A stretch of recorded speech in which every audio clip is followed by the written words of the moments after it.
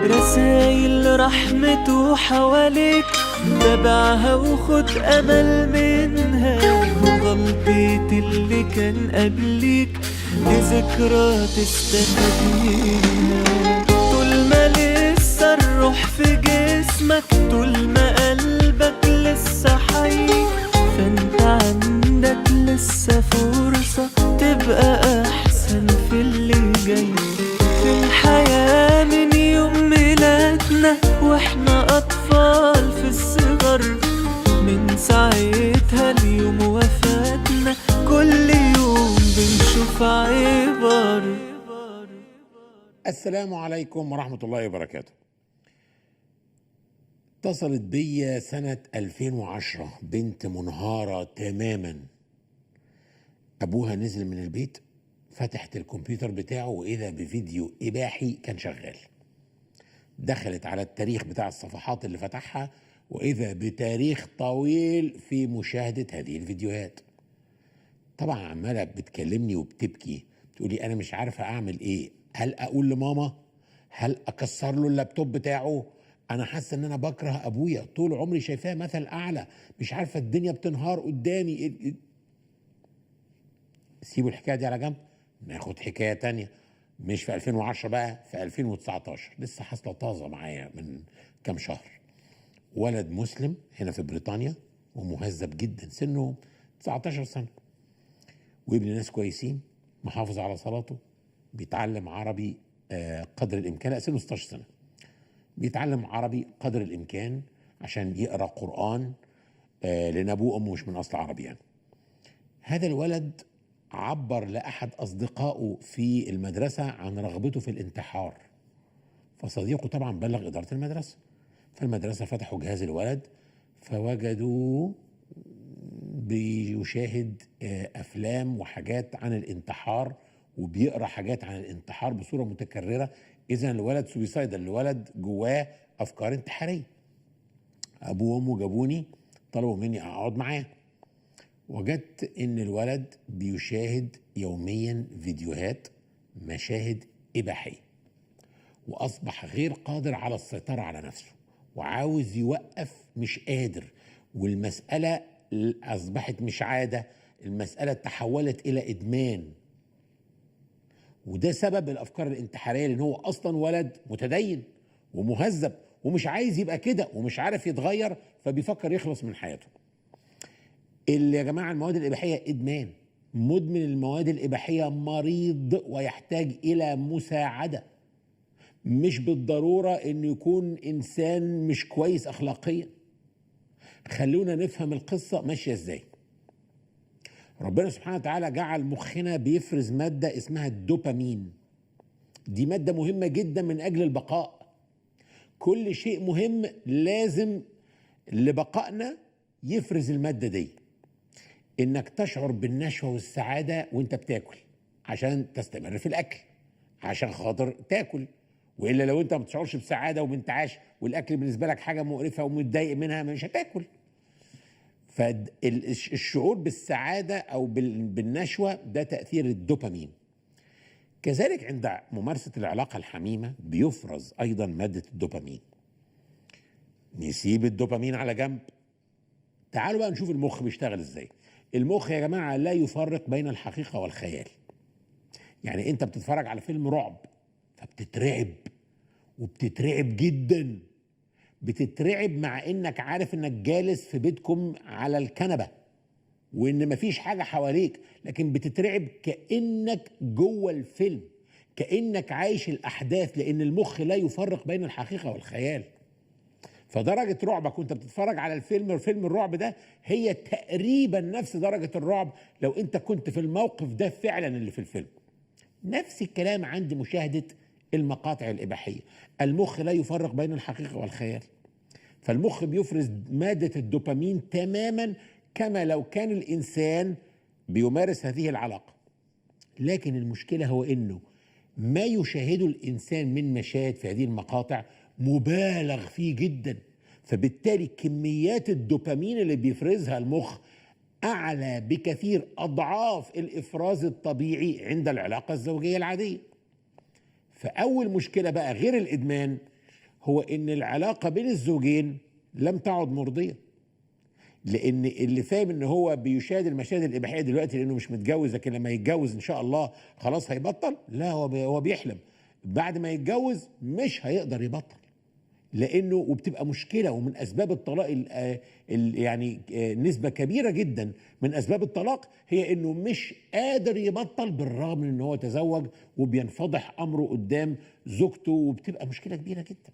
علشان اقرب لكم الصوره، لو واحد سنه 1940 وكل الافلام اللي بيتفرج عليها ابيض واسود وبانتومايم، يعني من غير صوت، 1930 قول ماشي، حاجات كده زي تشارلي شابلن كده، والكلام اللي بيطلع كله ما بيسمعوش بودان، ده بيطلع مكتوب على الشاشه.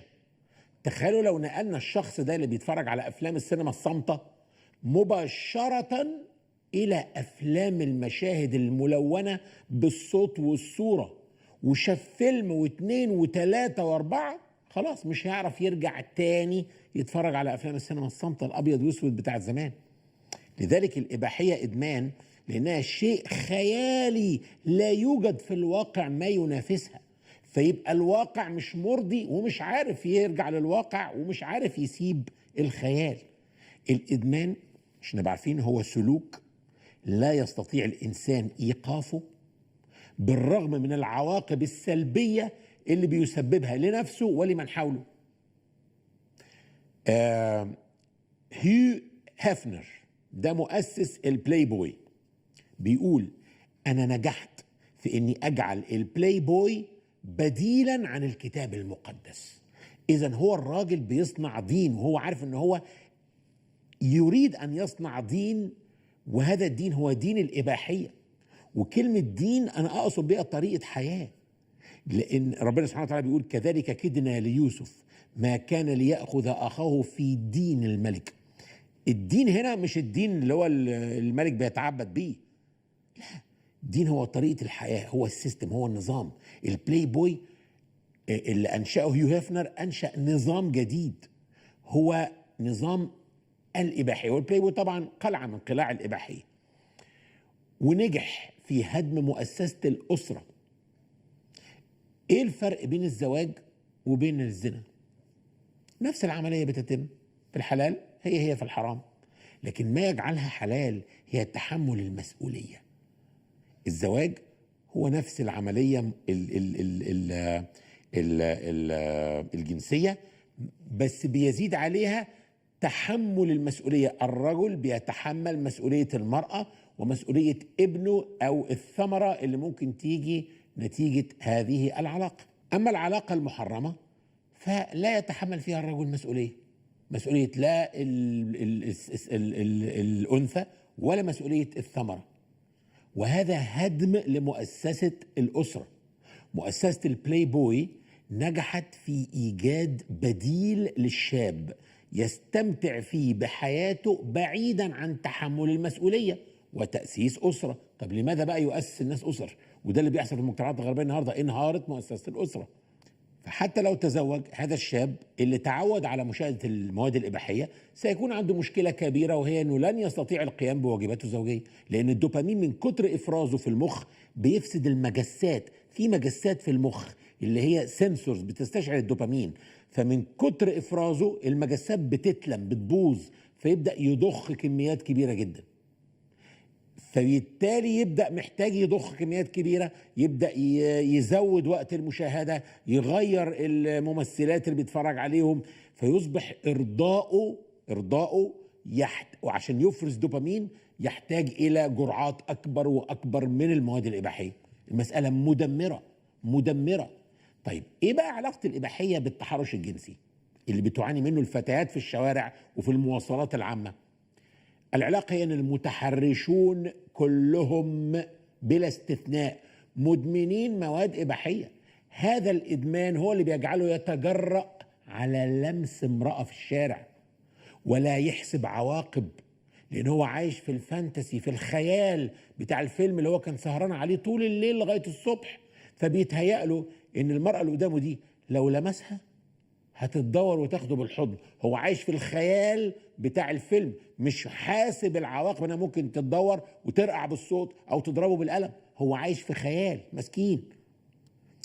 هذا الخيال يجعله يظن ان رد الفعل سيكون ترحيبي، ان سيتم الترحيب بالتحرش بتاعه.